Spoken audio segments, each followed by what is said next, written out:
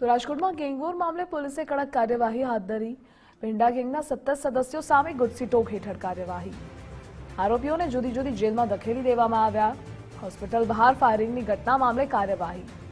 પેંડા ગેંગના સદસ્યો સામે જુદા જુદા 71 ગુનાઓ નોંધાયા। હવે મરઘા ગેંગના સદસ્યો સામે પણ કાર્યવાહી કરાઈ શકે છે। સંવાદદાતા રહીમ જોડાયા છે। રહીમ, શું કાર્યવાહી? ચોક્કસપણે ધ્રુવિશા, જે રીતના વાત કરવામાં આવે તો રાજકોટ ની અંદર મંગળા મેઇન રોડ ઉપર રાત્રિ દરમિયાન ગેંગ વોરની ઘટના બની હતી।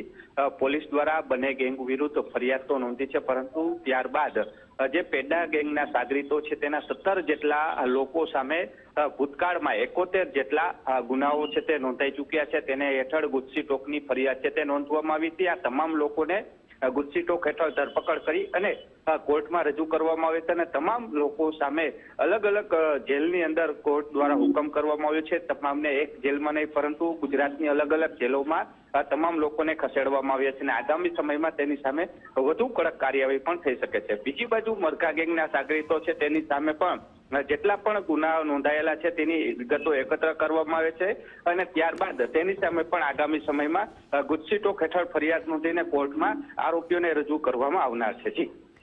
જી રહીમ, જોડાવા બદલ આભાર આપનો।